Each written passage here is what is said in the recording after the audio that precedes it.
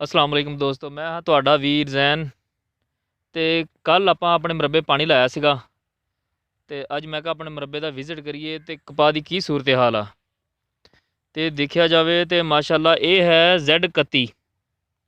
ਇਹ ਜਿਹੜਾ ਬੀ ਆ ਇਹ ਮਾਸ਼ਾਅੱਲਾ Z31 ਆ। ਨਾਨ ਬੀਟੀ ਬੀ ਆ ਇਹ। ਤੇ ਇਹਨੂੰ ਗੁਲਾਬੀ ਸੁੰਡੀ ਬਹੁਤ ਛੇਤੀ ਪੈਂਦੀ ਆ। ਤੇ ਅਗਰ ਤੁਸੀਂ ਗੁਲਾਬੀ ਸੁੰਡੀ ਤੋਂ ਬਚਾਉਣਾ ਚਾਹੁੰਦੇ ਹੋ ਤੇ ਇਹਨੂੰ 2 ਸਪਰੇਆਂ ਗੁਲਾਬੀ ਸੁੰਡੀ ਦੀਆਂ ਲਾਜ਼ਮੀ ਕਰੋ। ਤੇ ਹੋਰ ਮਾਸ਼ਾਅੱਲਾ ਆਪਣੀ ਫਸਲ ਸੋਹਣੀ ਆ। ਕੱਲ ਕਪਾਹ ਦਾ ਰੂਪ ਜਿਹੜਾ ਸੀਗਾ ਉਹ ਮੁਰਝਾਈ ਸੀਗੀ ਤੇ ਅੱਜ ਮਾਸ਼ਾਅੱਲਾ ਖੁਸ਼ਹਾਲ ਖਲੋਤੀ ਆ। ਤੇ ਇਹ ਵੀ ਦੇਖੋ, ਇਹ ਹੈਗਾ ਵਾ SS32। ਇਹਨੇ ਵੀ ਮਾਸ਼ਾਅੱਲਾ ਬਹੁਤ ਫਲ ਲੱਗਦਾ ਵਾ।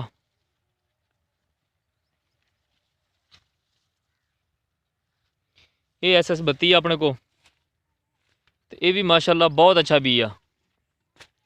ਤੇ ਆਪਾਂ ਅੱਗੇ ਚੱਲਦੇ ਹਾਂ, ਦੇਖਦੇ ਹਾਂ ਦੂਸਰੀ ਫਸਲ ਦਾ ਕੀ ਸੂਰਤ ਹਾਲ ਆ।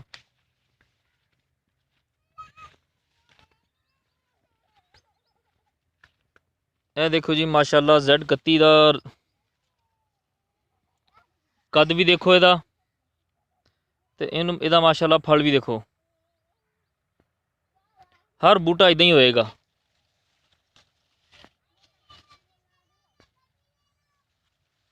ਇਹ ਦੇਖੋ ਮਾਸ਼ਾਅੱਲਾ ਸਾਰੇ ਬੂਟੇ ਇਦਾਂ ਹੀ ਆ। इधर भी देखो, यह भी सारे बूटे इदा ही आ। ये Z31 भी है जी। तो यह है जी SS32 शाखा वाला बी है जी।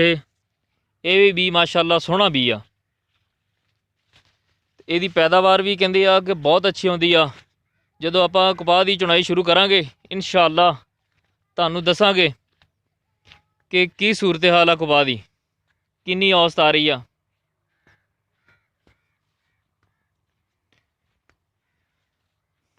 ਇਹ देखो माशाअल्लाह मैं दूसरी साइड ਤੇ आ गया ਵਾ। ਤੇ ਇਧਰਲੀ ਸਾਈਡ ਤੇ देखो माशाअल्लाह कपाह बहुत अच्छी खिड़ी हुई आ। ਤੇ ਇਹ ਕੁਝ ਦਿਨਾਂ ਤੱਕ ਇਨਸ਼ਾਅੱਲਾ ਇਹਦੀ ਚੁਣਾਈ ਕਰਾਂਗੇ ਸ਼ੁਰੂ।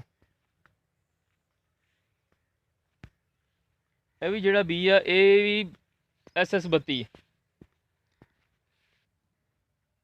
ਇਹ देखो माशाअल्लाह कपाह बहुत सोहनी खिड़ी हुई आ।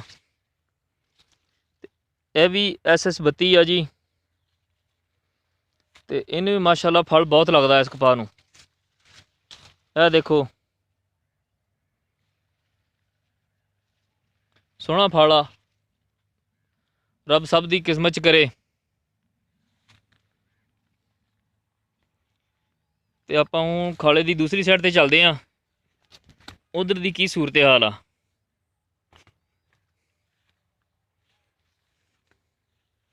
ਇਹ ਦੇਖੋ ਮਾਸ਼ਾਅੱਲਾ ਵੀ SS32।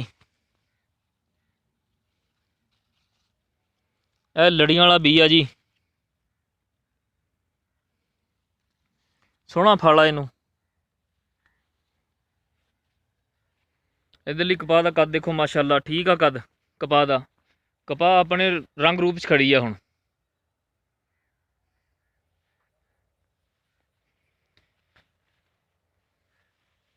दोस्तों कपाह नूं हर 8 दिन बाद पानी की बहुत ज़रूरत आ। यह 2 महीने सौण भादो के 2 महीने कपाह नूं पानी की बहुत सख्त ज़रूरत आ। ते इहदा पानी बंद ना करियो। अगर पानी तुहाडा नहर दा वा ते पानी नहर दा वा ते फिर इनू टूबल चला के पानी ला लियो।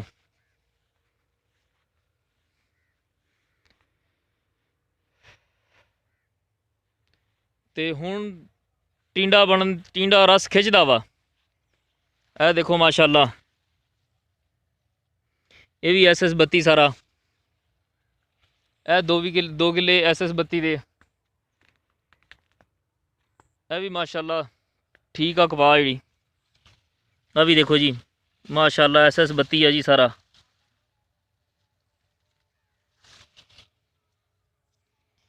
यह सही तरह नज़र नहीं आ रहा क्योंकि ये पत्तियां दे विच लुकिया होया वा।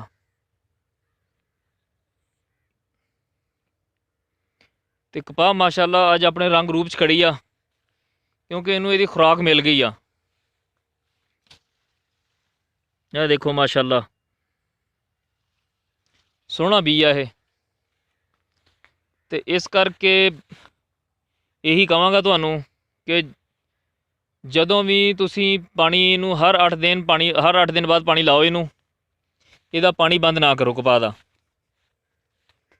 ਇਹ 2 ਮਹੀਨੇ ਸਾਉਣ ਭਾਦੋਂ ਦੇ ਇਹਦਾ ਪਾਣੀ ਬੰਦ ਨਾ ਕਰੋ, ਤੇ ਮਾਸ਼ਾਅੱਲਾ ਰੱਬ ਰੋਜ਼ੀ ਬਹੁਤ ਦਿੰਦਾ। ਮੇਰੇ ਚੈਨਲ ਨੂੰ ਲਾਈਕ ਕਰੋ ਤੇ ਸਬਸਕ੍ਰਾਈਬ ਕਰੋ, ਤੇ ਆਪਾਂ ਅਗਲੀ ਵੀਡੀਓ 'ਚ ਮਿਲਾਂਗੇ ਇਨਸ਼ਾਅੱਲਾ। ਚੰਗਾ ਜੀ, ਫੀ ਮਾनुल्लाह, अल्लाह हाफिज़।